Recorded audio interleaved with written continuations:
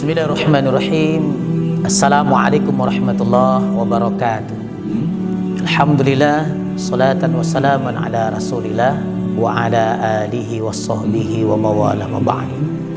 Pemirsa dimanapun Anda berada, alhamdulillah kita masih diberikan begitu banyak kenikmatan oleh Allah Subhanahu wa ta'ala.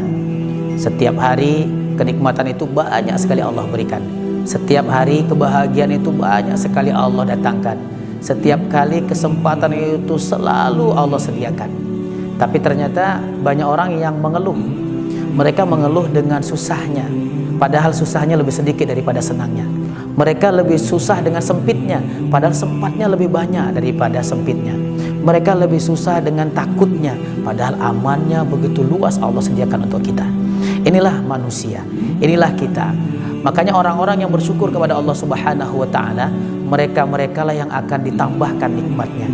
Di antara kesulitan pasti ada kemudahan, di antara kesempitan pasti ada kesempatan. Nah, orang-orang yang bersyukur senantiasa akan mencari kesempatan dan kemudahan yang sudah Allah berikan.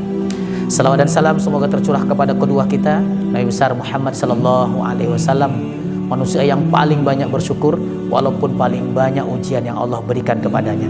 Tapi rasa syukurnya lebih besar daripada rasa keluh kesahnya terhadap semua ujiannya. Pemirsa, saat ini kita sedikit ditakutkan, sedikit dihebohkan, sedikit diberi ujian dengan adanya sebuah wabah yang begitu luar biasa, menjadi sebuah pandemi yang siapapun bisa terkena, yang siapapun bisa menjadi korbannya, yang disebut hari ini dengan COVID-19. COVID-19 sampai hari ini ternyata belum ada obatnya. Ketika orang-orang yang terpapar virus ini, ternyata ketika mereka dirawat di rumah sakit, bukan obat-obat yang seperti kita sakit biasa yang diberikan, tapi adalah vitamin-vitamin yang untuk meningkatkan imunitas tubuhnya. Ini menunjukkan bahwa kekuatan fisik, kekuatan imunitas tubuh kita akan sangat membantu kita agar kita bisa terhindar dari wabah penyakit ini. Allah mengingatkan kita bahwa setiap segala sesuatu itu yang bisa menentukannya, yang bisa keluar dari segala macam cobaan itu adalah kita sendiri. Innallaha la yughayyiru ma biqaumin hatta yughayyiru ma bi anfusihim. Allah tidak pernah mengubah nasib sebuah kaum kecuali kaum itu sendiri yang mau mengubahnya. Aceh tidak akan bisa selesai dengan corona kecuali orang Aceh sendiri yang bisa menyelesaikannya. Indonesia tidak akan bisa keluar dari corona kecuali orang Indonesia sendiri yang bisa mengeluarkannya, merubahnya. Nah, sekarang tergantung dengan kita. Apakah perlu didatangkan orang lain untuk bisa merubah kondisi ini? Tidak. Walaupun didatangkan profesor-profesor paling canggih, didatangkan obat-obat yang paling bagus, didatangkan ahli-ahli medis paling wahid nomor 1 di dunia, tidak akan bisa menyelesaikan masalah ini kecuali kita sendiri. Makanya ketika Rasulullah mengatakan ibda binafsi, mulailah dari dirimu sendiri. Karena memang diri kita yang bisa menyelesaikan pandemi ini. Diri kita yang bisa mencegah virus ini berkembang ataupun dia habis wabah ini. Apakah virus ini selesai? Itu tergantung bagaimana kita.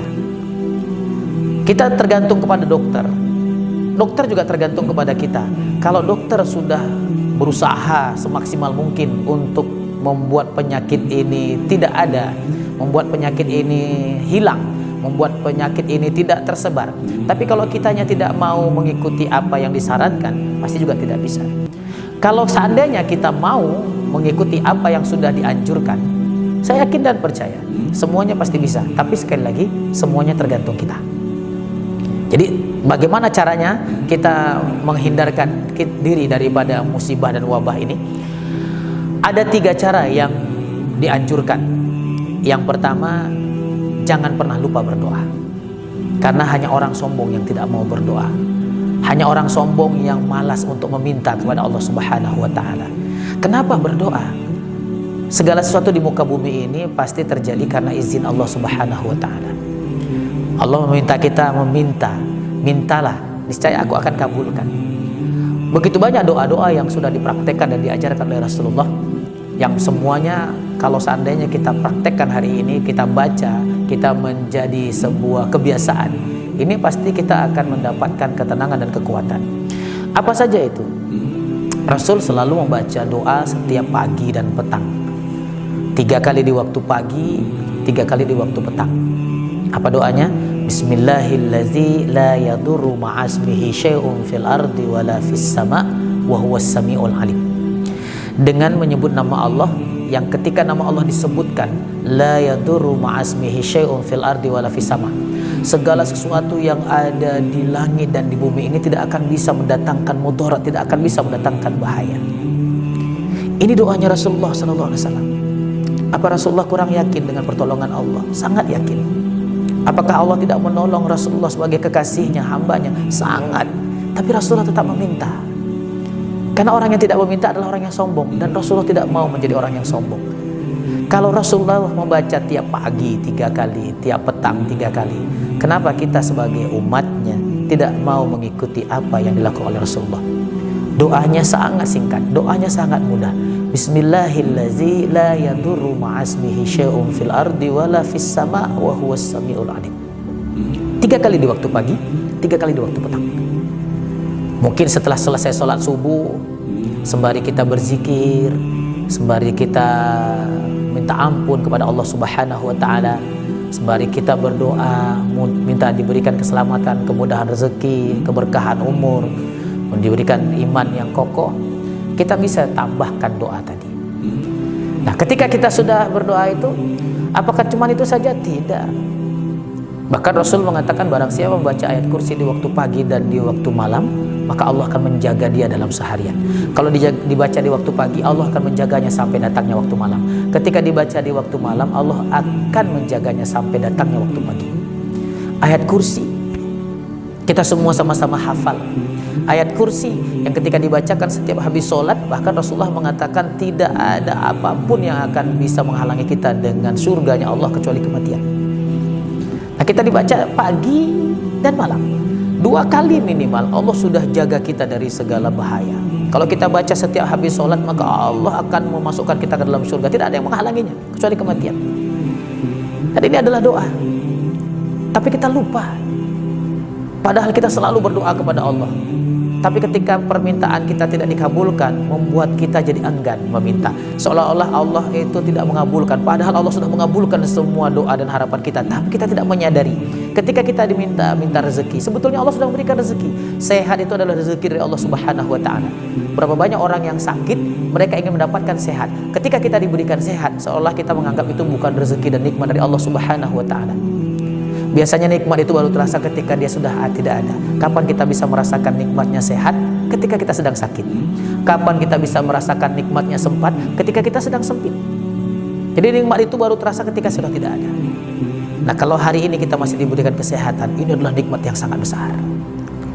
Hari ini orang mencari harta sebanyak-banyaknya, melupakan kesehatannya. Tapi ketika dia sudah sakit, maka dia lupakan semua hartanya, dia habiskan semua hartanya untuk mencari satu kata yang namanya sehat.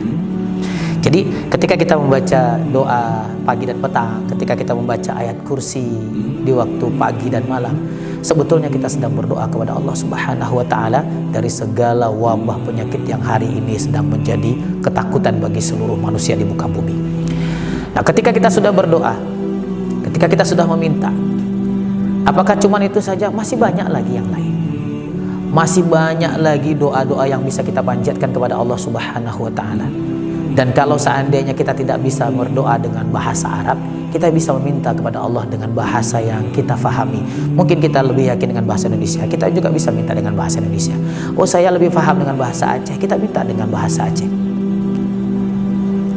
Hewan saja meminta, Allah kabulkan. Allah lebih tahu apa yang kita tidak tahu. Jadi segala bahasa Allah akan kabulkan. Nah, jamaah dimuliakan Allah Subhanahu wa taala, ini doa.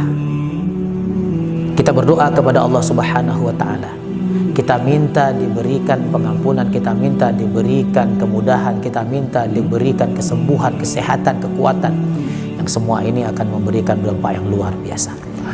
Yang kedua, yang kita lakukan adalah usaha. Ikhtiar. Ada 2 usaha yang kita lakukan. Yang pertama, usaha dunia. Apa itu usaha dunia? Ketika wabah corona ini melanda, ahli-ahli medis, tenaga-tenaga kesehatan, pemerintah sudah menganjurkan kita. Yang pertama, kita diminta untuk memakai masker. Kenapa harus pakai masker? Ternyata ketika kita memakai masker, lalu orang yang sakit juga memakai masker. Pakai masker di sini tidak mesti harus yang sakit. Walaupun awalnya dikatakan yang sakit yang butuh pakai masker, tapi ternyata yang sehat juga harus pakai masker. Kenapa harus pakai? Andai kata ada dua orang, si A dan si B. Si A positif corona, si B tidak. Si A tidak pakai masker, si B juga tidak pakai masker. Maka 100% kemungkinan si B akan tertular dengan virus corona ketika mereka bertemu, ketika mereka berbicara, ketika mereka duduk bersama. Kalau si A tidak pakai masker, dia yang positif tidak pakai masker karena dia tidak tahu, dia tidak ada gejala, tidak demam, tidak susah bernafas, kemudian dia bisa merasakan tidak ada gejala apapun, tidak ada, pokoknya tidak ada tanda-tanda kalau dia terkena COVID-19. Dia tidak pakai masker. Sementara kita yang tidak terpapar, yang sehat ini kita pakai masker. 70% kemungkinan kita yang sehat ini akan kena. Karena yang positif tadi tidak memakainya. Tapi kalau yang si A yang positif tadi memakai masker, kita yang sehat tidak memakai masker, 5% kemungkinan kita akan kena. 5%. Berarti kalau yang sakit yang memakai, yang sehat tidak memakai, 5%. 5% itu mungkin kecil dibandingkan dengan 100%, tapi kemungkinan kecil itu tetap ada. Tapi ketika sama-sama pakai masker, si A yang positif pakai masker, si B yang negatif juga pakai masker, hanya 1-2% kemungkinan kita akan kena. Jadi sangat kecil sekali. Nah, imunitas tubuh kita lah nanti yang akan membuat kita terhindar dari wabah penyakit ini. Konsep mencegah lebih baik daripada mengobati. Ini yang hari ini kita praktekkan. Jadi pakai masker itu bukan karena anjuran pemerintah, bukan karena diminta oleh atasan, bukan karena disuruh sama dokter, tapi adalah upaya untuk mencegah. Karena mencegah itu lebih baik daripada mengobati. Kalau sudah sakit, maka susah sekali kita. Kondisi kita, psikis kita, beban kita, semuanya akan membuat imunitas yang ada dalam tubuh kita ini justru menurun dan nauzubillah min dzalik, mati. Ketika imunitas sudah mati, maka akan gampang sekali berbagai macam penyakit yang akan datang kepada kita. Kemudian selain pakai masker, kita juga disuruh cuci tangan. Kalau melihat anjuran cuci tangan ini sebetulnya bukan anjuran dokter, tapi memang sunnahnya Rasulullah SAW. Nabi memerintahkan kita ketika kita bangun tidur itu disuruh cuci tangan dulu. Kenapa cuci tangan? Karena kita tidak tahu ketika sedang tertidur tangan kita ada di mana. Kata Rasulullah, semalam kamu tidak tahu tangan kamu menginap di mana. Apakah kita yakin ketika kita tidur tangan kita hanya bersedekap di atas perut atau di atas dada? Apakah kita semua yakin ketika kita tidur tangan kita tidak kemana-mana, hanya di atas bantal ataupun di atas tempat tidur? Tidak ada satupun yang yakin. Bisa saja tangan ini ada di dalam, bisa di luar, bisa di depan, bisa di belakang, bisa di atas, bisa di bawah. Tidak ada satupun yang tahu karena kita tertidur. Nah, makanya Rasul menganjurkan sebelum kita mengambil wudhu kita disuruh cuci tangan dulu. Dianjurkan mencuci tangan dengan air yang mengalir. Bahkan kalau kita lihat perintah mencuci tangan itu ketika kita wudhu itu justru berkali-kali, bukan sekali. Orang ketika ambil wudhu di waktu mau sholat tahajud, katakanlah kalau dia terbangun di waktu pukul 3 atau pukul 4, atau ketika dia mau sholat subuh, atau dia mau sholat zuhur, asar, maghrib, isya, kita menganggap cuci tangan itu hanya 3 kali. Ketika kita buka keran, kita cuci tangan 3 kali, selesai. Padahal semua aktivitas wudhu itu pasti melibatkan tangan. Contoh, ketika kita cuci tangan, pasti kita menggosok semua jari-jari kita. Kalau kata dokter itu 20 detik, tapi ketika kita wudhu ternyata bukan 20 detik karena setiap rongga-rongga ini kita cuci. Kemudian ketika kita kumur-kumur, pasti juga menggunakan tangan. Belum ada orang kumur-kumur langsung mulutnya dimasukkan ke dalam dari keran yang mengalir.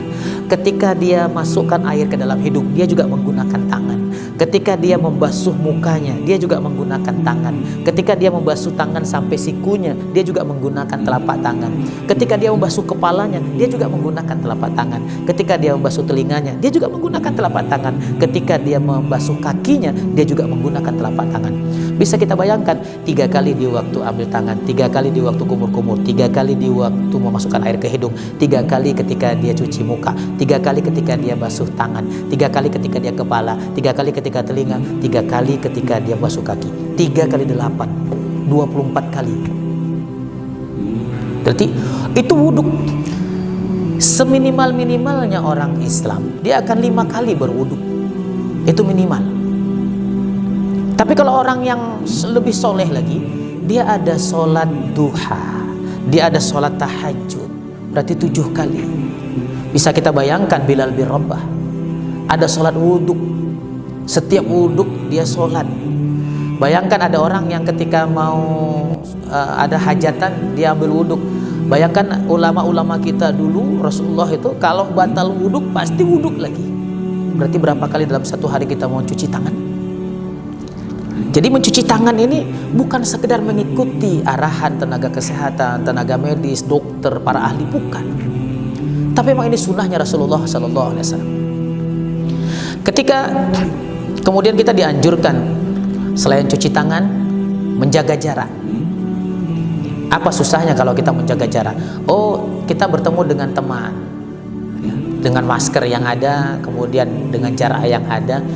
Ya, sekarang tidak mungkin kalau dengan saudara, tidak mungkin. Tapi ada tetap yang membatasi, yaitu masker kita. Minimal kita akan bisa mendapatkan pencegahan dari terhadap penyakit-penyakit. Kemudian ketika diminta untuk mengkonsumsi makanan-makanan yang memiliki kandungan vitamin yang tinggi, vitamin C, jeruk, ya pokoknya makanan-makanan yang akan meningkatkan imunitas. Sebetulnya dalam Islam kita diperintahkan untuk memakan yang baik-baik. Kita diperintahkan untuk memakan yang baik-baik. Kalau kita lihat bagaimana Rasulullah, Rasul itu setiap pagi ketika bangun tidur minumnya madu. Madu, kata Al-Quran, adalah syifa'ul linnas, obat bagi semua penyakit manusia. Bahkan Rasul mengatakan madu itu obat bagi semua penyakit kecuali kematian. Jadi kalau Rasulullah memang minum madu, karena madu itu memiliki nutrisi yang sangat luar biasa, kandungan vitaminnya. Jadi kalau seandainya kita semuanya mengkonsumsi madu, dan ternyata bakteri-bakteri itu tidak bisa hidup di madu. Makanya kenapa rumah lebah itu adalah rumah paling steril di muka bumi, bahkan lebih steril dari kamar operasi. Kamar operasi yang sangat steril, ternyata rumah lebah itu adalah rumah yang paling steril. Jadi madu ini bukan cuman konsumsi manusia, Allah yang mengatakan itu obat. Allah mengatakan madu itu obat bagi semua penyakit. Rasul mengatakan madu itu obat bagi semua penyakit. Allah dan Rasul sudah mengatakan, kenapa kita tidak percaya? Kalaupun ada yang mengatakan, oh sekarang banyak madu palsu, madu yang sudah dicampur dengan air gula. Hadirin yang dimuliakan Allah Subhanahu wa taala, sepalsu-palsunya madu masih tetap ada kandungan madunya. Sepalsu-palsunya madu tetap masih ada kandungan madunya. Berarti tetap masih ada manfaat yang akan kita dapatkan ketika kita mengkonsumsi madu. Habas sauda, Nabi mengatakan habas sauda itu obat bagi semua penyakit kecuali kematian. Hari ini habas sauda itu kan mudah, ada yang bentuk kapsul, ada yang cair, ada yang dalam bentuk gel yang ketika kita mengkonsumsinya lembut. Cuman pertanyaannya hari ini mau atau tidak. Kalau kita mampu membeli vitamin-vitamin yang harganya puluhan ribu, ratusan ribu, bahkan jutaan, kenapa kita tidak mau membeli madu, meminum habas sauda yang justru jaminannya Allah dan Rasulnya.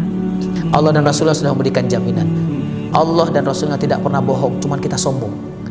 Jadi ini untuk meningkatkan imunitas. Karena selalu dibilang naikkan imunitas, tingkatkan imunitas, jangan panik. Usaha-usaha dunia ini perlu kita lakukan ketika kita menjaga kebersihan, karena intinya ini adalah sebetulnya kebersihan.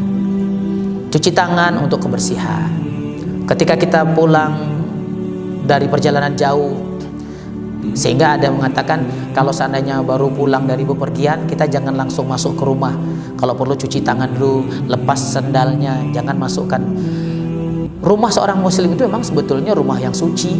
Makanya seorang muslim itu ketika dia pulang dari bepergian, sepatunya tidak akan masuk sampai ke kamar, sepatunya tidak akan masuk sampai ke dapur, sepatunya tidak akan masuk sampai ke ruang tamu, tetap pasti dibuka. Karena rumah kita adalah rumah yang suci. Ketika kita keluar dari kamar mandi berwuduk, tidak memakai sendal, kita tidak khawatir, karena memang rumah kita rumah yang suci. Jadi memang dari dulu seorang muslim itu ketika dia masuk ke rumahnya pasti dia melepaskan sepatunya. Tapi jangan salah, ketika dikatakan seorang muslim itu kalau seandainya mau masuk itu ternyata bukan sekedar perjalanan jauh, bukan langsung sekedar buka sepatu. Apa kata Rasulullah? Kalau kita pulang perjalanan jauh, kita tidak diizinkan untuk langsung ke rumah, tapi kita diminta untuk singgah sebentar ke masjid, sholat dulu 2 rakaat. Ternyata sebelum sholat, orang kalau sudah katakanlah dari Jakarta sampai ke Belang Bintang, kalau seorang muslim yang baik, dia tidak akan langsung pulang ke rumah. Mungkin dia singgah dulu di sebuah musola, singgah dulu dia di sebuah masjid. Dia ke kamar mandi dulu membersihkan dirinya, kemudian dia ambil wudhu. Ketika dia ambil wudhu, pasti dia sucikan anggota tubuhnya, dia bersihkan badannya. Bukan sekedar tangan saja yang dia basuh, tapi hampir setengah anggota tubuhnya dia basuh. Bahkan kata ahli akupunktur, seluruh titik tubuh manusia ini adalah titik-titik akupunktur, dan setengah dari tubuh ini terkena pada saat kita wudhu. Artinya orang wudhu itu adalah orang yang sehat. Nah, ketika kita wudhu sudah pasti kita akan sudah membersihkan semua virus-virus yang ada di tubuh kita. Selesai kita 2 rakaat mengadu kepada Allah Subhanahu wa taala, lalu kita pulang ke rumah, maka segala macam virus itu sudah sejatinya sudah mulai hilang, karena virus tadi dia hilang ketika dia terkena air. Ada sabun di masjid hari ini juga sudah ada sabun yang disediakan. Jadi ini ikhtiar dunia, usaha dunia yang kita lakukan, bukan sekedar cuci tangan, bukan sekedar memakai masker, bukan sekedar menjaga jarak, tapi kita menambahnya dengan mengkonsumsi makanan dan minuman yang disunnahkan oleh Allah dan Rasulnya. Kita melakukan aktivitas-aktivitas yang menjadi kebiasaan Rasulullah SAW. Ini ikhtiar dunia. Ada ikhtiar langit. Apa itu? Selalu dikatakan oleh pemerintah, jangan panik. Kenapa jangan panik? Pemirsa dimanapun Anda berada, ada sebuah penelitian yang dilakukan. Marah 5 menit itu ternyata mampu merusak dan melemahkan imunitas tubuh kita 6 jam. Marah 5 menit ternyata mampu merusak dan melemahkan imunitas tubuh kita 6 jam. Itu penelitian. Nah, ternyata orang lebih yakin dengan penelitian, padahal Rasul sudah mengatakan la taghdab, janganlah kamu marah. Tapi Nabi nggak mengatakan jangan marah karena akan melemahkan imunitas tubuh kita 6 jam. Hari ini orang baru tahu kenapa jangan marah. Nabi bilang la taghdab sampai 3 kali. La taghdab, la taghdab, la taghdab walakal jannah. Janganlah kamu marah, janganlah kamu marah, janganlah kamu marah, maka bagimu surga. Kenapa kita tidak diberikan marah? Orang marah itu pasti emosinya tidak stabil, emosinya pasti tidak terkendali, ucapan-ucapan yang keluar dari mulutnya pasti tidak bisa dikontrol. Hari ini kita menyembah Allah dengan segala macam aktivitas ibadah yang luar biasa. Kita sholat tahajud, kita tilawah Quran, kita sunat fajar, kita sholat berjamaah, kita bersedekah, kita berkurban, kita haji dan umroh. Tapi lisan kita tidak kita jaga. Berapa banyak orang yang sudah terzolimi dengan kata-kata kita, berapa banyak orang yang sakit hati dengan ucapan kita. Nabi mengatakan nanti akan datang kepada Allah orang yang bangkrut. Siapa mereka? Mereka yang datang dengan semua kebaikan dan pahalanya, tapi di belakang mereka ada orang-orang yang pernah terzolimi, tersakiti dengan ucapan dan perbuatannya. Sampai habis semua pahala kita, ternyata belum habis orang yang terzolimi. Sampai akhirnya dosa-dosa orang itu Allah berikan kepada kita. Sampai ternyata tidak ada juga orang yang selesai kita zolimi. Jadi lisan, jangan marah. Kalau marah melemahkan imunitas tubuh kita 5 jam. Panik itu ternyata ketakutan, stres itu bisa mematikan imunitas tubuh kita itu 24 jam. Seharian imunitas tubuh kita itu mati karena kalau kita stres, panik. Makanya ketika pemerintah mengatakan jangan panik, jangan panik, jangan panik, pemerintah cuma bisa mengatakan jangan panik. Ternyata panik itu bukan di ucapan, panik itu adanya di hati, di pikiran kita. Stres. Nah, Allah memberikan solusinya. Apa kata Allah? Allazina amanu wa tatma'innu qulubuhum bi zikrillah. Orang-orang yang beriman, hati mereka itu tenang, hati mereka itu kuat karena mereka berzikir dengan Allah. Ala bi zikrillah tatma'innul qulub. Hanya dengan berzikir dengan Allah, maka hatimu akan tenang. Nah, ini usaha langit. Zikir. Sebaik-baik pekerjaan zikir itu adalah sholat. Makanya kenapa kata Allah wasta'inu bis-sabri was-shalah, minta tolonglah kamu kepada Allah dengan sabar dan sholat. Orang sabar dia pasti akan bisa menjaga lisannya. Orang sabar pasti dia tidak akan melakukan sesuatu di luar kendalinya. Ketika pemerintah mengatakan diam di rumah, ini butuh kesabaran. Ketika yang sakit diminta isolasi mandiri, yang kurang sehat tadi, yang baru pulang bepergian jauh, diminta untuk isolasi mandiri, berarti dibutuhkan kedisiplinan, berarti butuh kesabaran. Kenapa ada orang yang baru pulang dari bepergian jauh, katakanlah dia baru pulang dari Jakarta, belum sampai 14 hari, 2 hari dia sudah datang ke acara pernikahan, dia sudah datang ke acara ulang tahun, dia sudah minum kopi di tempat minum rame-rame dengan kawannya, karena dia tidak disiplin. Kenapa dia tidak disiplin? Karena dia tidak sabar. Jadi ada penyakit ini, virus corona ini mewabah karena memang kita tidak sabar. Arab Saudi 3 bulan mereka lockdown, tidak ada aktivitas, tidak menerima jamaah yang datang. Hari ini mereka sudah bebas. Malaysia hampir 1 bulan, sekarang mereka sudah kembali sekolah tatap muka. Negara-negara kecil yang lainnya itu ada yang terbebas karena mereka sudah disiplin, sabar mereka di rumah saja. Ya otomatis ketika mereka di rumah, pemerintahnya juga mendukungnya dengan segala macam kebijakan yang membuat rakyatnya itu tenang ketika mereka berada di rumah, semua kebutuhannya dipenuhi. Nah hari ini kenapa masyarakat kita tidak mau? Ya bisa saja mungkin ada kebutuhan-kebutuhan mendasar yang tidak terpenuhi, makanya terpaksa mereka keluar. Jadi kalau mereka keluar rumah bukan karena mereka tidak sabar, bukan karena mereka tidak disiplin, tapi ada kebutuhan dasar yang tidak terpenuhi. Nah ketika diminta jangan panik, hati ini milik Allah, maka Allah yang bisa memberikan ketenangan itu. Jadi ketika habis sholat, sejatinya kita bisa berzikir, ditambah lagi dengan astagfirullahaladzim. Doa-doa tadi kan banyak, kalau kita lihat ya, selesai sholat hari ini di tempat kita diminta untuk qunut nazilah. Kita ikut, walaupun kita tidak tahu apa yang dibacakan. Yang kita dengar ada doa supaya kita dijauhkan dari bala dan wabah. Kita tidak sadar bahwa ternyata doa-doa yang dipanjatkan itu yang membuat hari ini kita masih sehat. Bukan karena hebatnya kita menjaga jarak.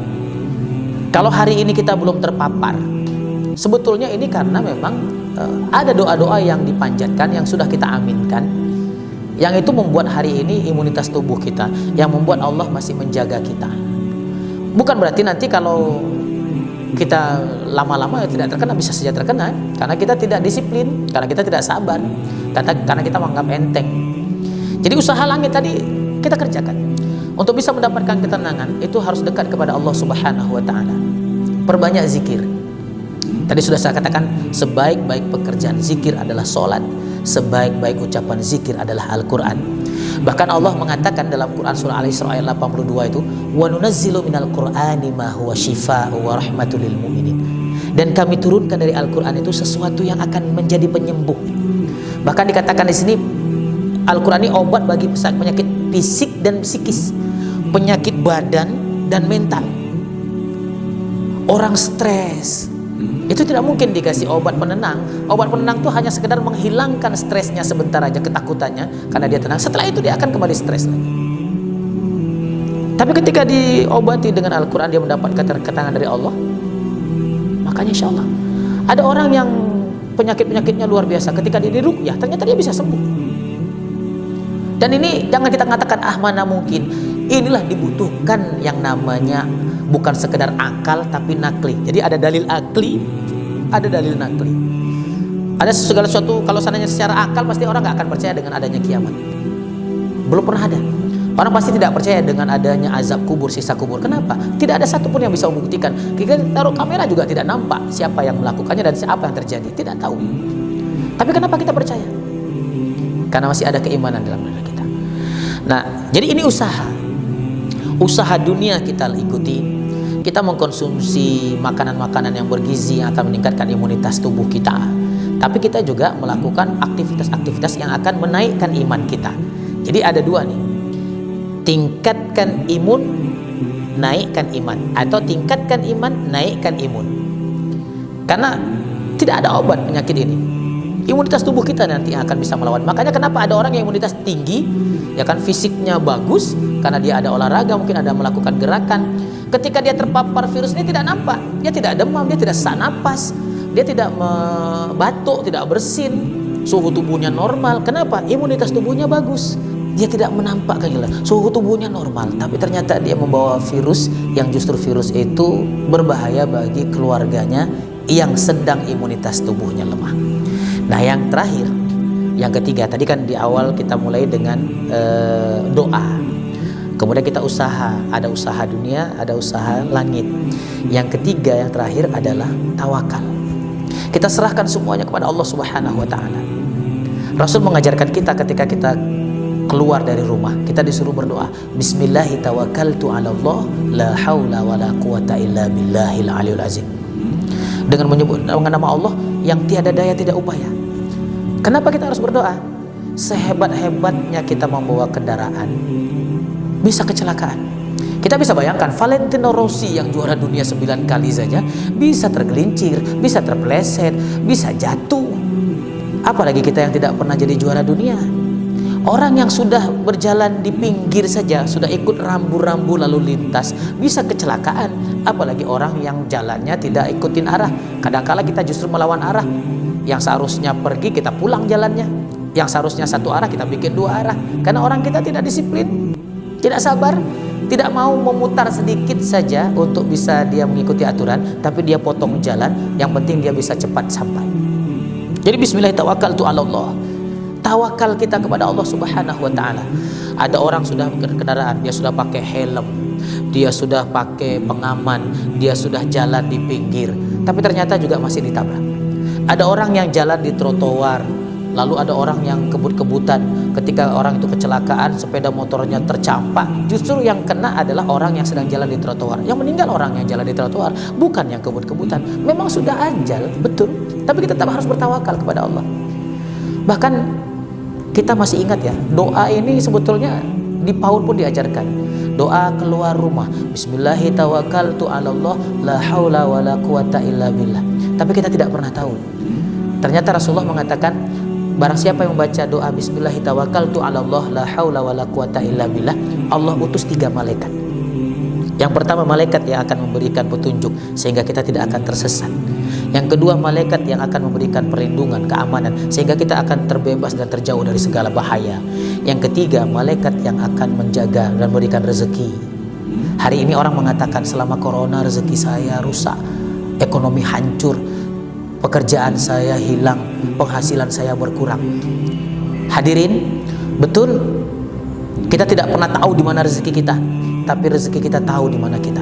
Nah, ketika kita membaca doa ini, kata Rasulullah, Allah utus malaikat yang ketiga yang menjamin rezeki kita.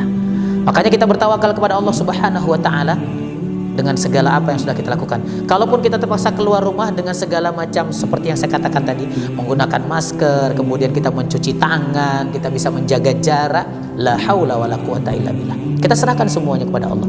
Karena kalau kita lihat sekalipun, mohon maaf, tenaga medis sudah pakai APD yang sangat lengkap. Mereka sangat ketat menjaga protokol kesehatan, tapi ternyata mereka juga bisa tertular.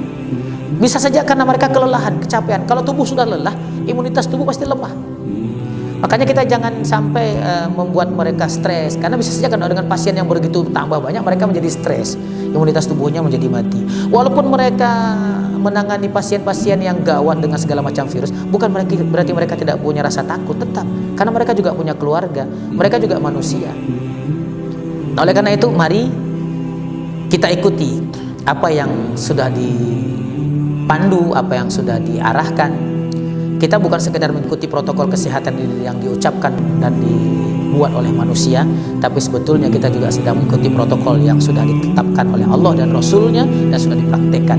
Rasul mengatakan, apabila datang sebuah wabah di sebuah tempat, maka jangan kamu datang ke tempat itu. Kalau kamu berada di tempat wabah, kamu jangan keluar dari situ. Artinya apa? Kalau ada wabah di sebuah tempat, kita nggak boleh datang agar kita tidak tertular. Kalau kita berada di tempat wabah, kita tidak boleh keluar agar kita tidak menularkan wabah penyakit tadi kepada orang lain. Mudah-mudahan kita semua bisa diselamatkan dari segala macam penyakit dan bahaya. Semua ini adalah haknya Allah Subhanahu wa taala. Kita serahkan semua diri kita kepada Allah, kita minta kepada Allah, kita ikuti aturan yang ada, kita ikuti protokol kesehatan yang dianjurkan, kita ikuti instruksi-instruksi yang sudah diberikan. Yang semua itu insya Allah adalah untuk kemaslahatan kita bersama, bukan untuk kemudaratan. Semua itu untuk kebaikan kita, bukan untuk keburukan. Mudah-mudahan ada manfaatnya. Hadallahu wa iyyakum ajmain. Assalamualaikum warahmatullahi wabarakatuh.